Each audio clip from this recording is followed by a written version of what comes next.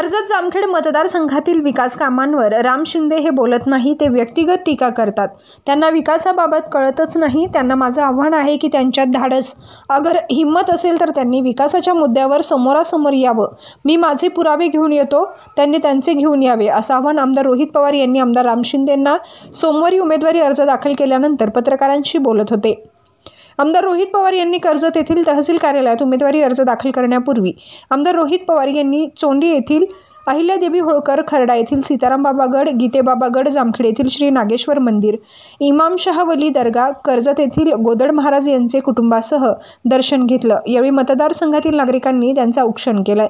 वडीलधारी माणसांचं दर्शन घेऊन ते कर्जत येथील तहसील कार्यालयात उमेदवारी अर्ज दाखल करण्यासाठी आले। यावेळी होळकर घराण्याचे वंशज ब्रजभूषण होळकर, सुनंदाताई पवार आणि सर्वसामान्य नागरिकांच्या उपस्थितीत दाखल केला। यानंतर कर्जत येथील अक्काबाई चौकात रॅलीसाठी आमदार रोहित पवार आले असता पत्रकारांशी बोलत होते। या रॅली सर्व जाती धर्माचे नागरिक मोठ्या संख्येने उपस्थित होते। यावेळी उपस्थितांकडून एकच वादा रोहित दादा अशा घोषणांनी कर्जत दुमदुमून गेलं होतं। सदर रॅलीतून शक्ती प्रदर्शन पाहता रोहित पवारांचे विजयाचे मताधिक्य नक्कीच वाढणार अशी प्रतिक्रिया नागरिकांमधून मिळत आहे। प्रतिनिधी नासिर पठाणसह पत्रकार अशोक निमोणकर, जामखेड।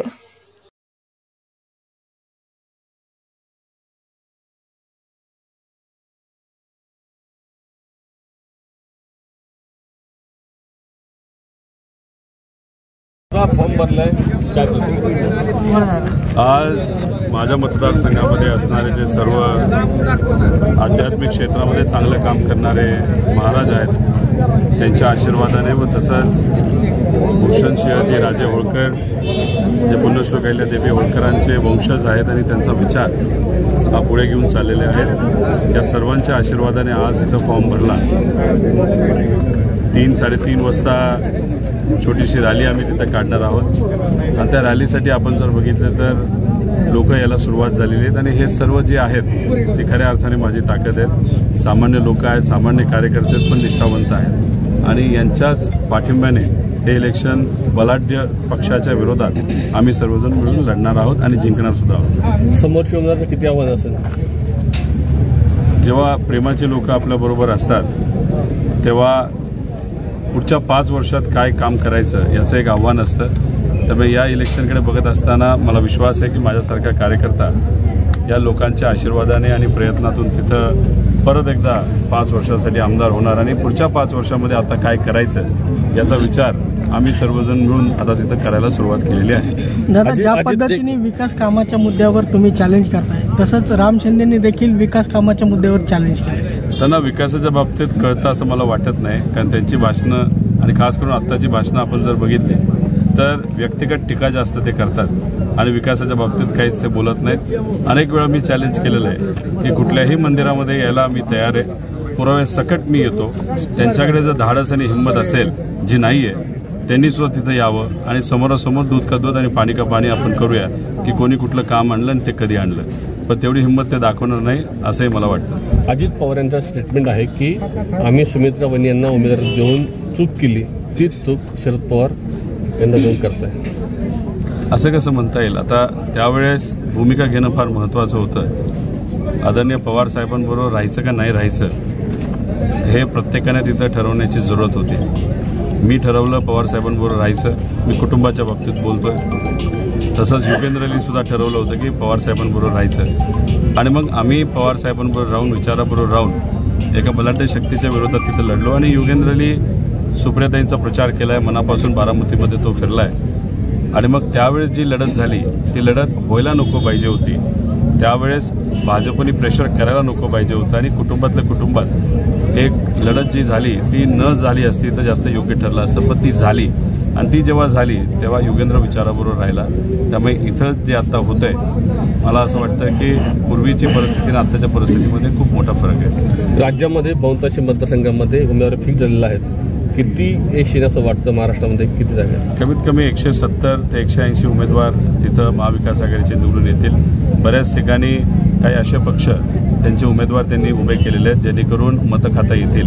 त्याच्याचबरोबर काही लोक अपक्ष सुद्धा उभा राहिलेले आहेत। पण महाराष्ट्रामध्ये असणारे जे सामान्य लोक आहेत ते फार हुशार आहेत, त्यांना माहिती आहे की कोण जिंकण्यासाठी कोण लढण्यासाठी उभं आहे आणि कोण फक्त मतं खाण्यासाठी. त्यामुळे जे कुठले पक्ष नाही तर उमेदवार मतं खाण्यासाठी उभे आहेत त्यांना सोप्या सरळ भाषेमध्ये सुपारीबाज असं म्हटलं जातं. अशांना लोक पाठिंबा देणार नाही. लोक हे विचाराला पाठिंबा देत महाविकास आघाडीला ताकद देतील असं आम्हाला वाटतं. 2 टॅगलाईन सध्या सुरू आहेत. भूमिपुत्राची एक आहे आपल्याकडून, विकास पुत्राची आहे. म्हणजे ही निवडणूक कशावर होईल? भूमिपुत्र हा विषय येतच नाही. तुम्ही, मी, इथं असणारा प्रत्येक व्यक्ती आणि या देशामध्ये असणारे 140 कोटी लोक हे या देशाचे भूमिपुत्र आहेत. जर कोणी देश, राज्य, भाग, प्रभाग याच्यावर जर भेदभाव करत असेल तर त्यांचा विचारच कुठेतरी चुकीचा आहे. आणि माझे विरोधातले जे नेते आहेत, जे भाजपचे नेते आहेत, ते जर या बाबतीत बोलत असेल तर कदाचित ते माझ्यावर बोलत नाहीत. ते नरेंद्र मोदीवर बोलत आहेत, चंद्रकांत पाटलांवर बोलत आहेत. देवेंद्र फडणवीस सुद्धा ते तिथून नसून ते दुसरीकडनं आहेत, ते शहरामध्ये तिथे उभे राहतात. त्यामुळे कदाचित असं दिसतंय की राम शिंदे सर जे आहेत ते टोला मला नाही, त्यांच्या प्रमुख नेत्यांना कुठेतरी बजावत आहेत. कदाचित पार्टीकडनं अजून त्यांना जी मदत मिळायला पाहिजे ती मदत अजून पोचलेली नाही. ती मदत जशी पोचेल तसं कुठेतरी ते प्रचाराला लागतील असं आपल्याला म्हणावं लागेल. संगमनेरमध्ये जे घटना घडली, एखाद्या महिलेवरती अशा पद्धतीने टिप्पणी करणं राजकारणाची पातळी घसरत चालली असं वाटतं. आम्ही त्याचा निषेध करतो. एक तर काय झालं की सगळ्यांना देवेंद्र फडणवीस साहेबांची सवय झाली.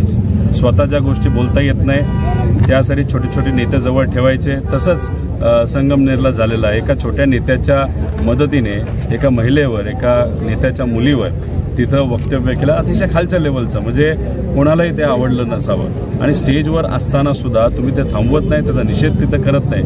त्याच्यावरूनच कुठेतरी कळतंय की अतिशय लो लेवलची विचारसरणी काही लोकांची तिथं झालेली आहे. त्यामुळे अशा गोष्टी होऊ नये याची दक्षता प्रत्येक व्यक्तीने घ्यायची जरूरत आहे, प्रत्येक नेत्याला घ्यायची जरूरत आहे. पण संगमनेरला जे झालं ते दुर्दैवी झालं. आणि महिला, तिथं असणाऱ्या स्वाभिमानी महिला आणि महाराष्ट्रातल्या महिला असे वक्तव्य भाजपकडच्या नेत्याकडनं नाही तर कोणाकडनं आलेलं कधीही मान्य करणार नाही. त्याचा विरोधच करतील आणि तो विरोध आपल्याला येत्या काळामध्ये इलेक्शनमध्ये सुद्धा जाणवेल. जातीपातीचं किती राजकारण आता या आगामी ह्याच्यामध्ये निवडणुकीमध्ये प्रभाव टाकणार आहे? भाजपकडनं प्रयत्न केला जाणार आहे जातीपातीवर कुठेतरी राजकारण करण्याचा, 2 समाजामध्ये ते निर्माण करण्याचा.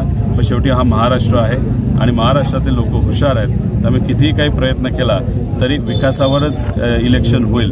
कारण गेल्या 10 वर्षामध्ये आपण जर बघितलं तर 2.5 वर्ष करोनाचा काळ आणि महाविकास आघाडीचा सोडला तर बीजेपीने महाराष्ट्राचा कमी आणि गुजरातचा जास्त विचार केला आहे. त्यामुळे बीजेपीच्या सर्व नेत्यांच्या डोळ्यावर गुजरातची पट्टी आहे. ती गुजरातची पट्टी आता कुठेतरी काढायची वेळ आलेली आहे. खऱ्या अर्थाने महाराष्ट्राला 1 नंबरचं राज्य या देशामध्ये परत एकदा आपल्याला करण्यासाठी आम्ही सर्वजण सज्ज आहोत. जरांगे पाटलांच्या आंदोलनाला तुम्हाला किंवा राजेश टोपेंना जोडण्यात आलं, या मतदारसंघातही जरांगे पाटलांनी उमेदवार दिला अशी चर्चा आहे. याच्याकडे कसं पाहतं काय देश? अशी चर्चा आहे. खरं काय, कसं काय, कोणाला पाठिंबा आहे हे आता तरी सांगता येणार नाही. आम्हाला जे काही तुमच्या चॅनलच्या मदतीने टीव्हीच्या माध्यमातून कळलेलं आहे 30 तारखेला भूमिका ते स्पष्ट करणार. 30 तारखेला बघू काय होतं. हो ना. पण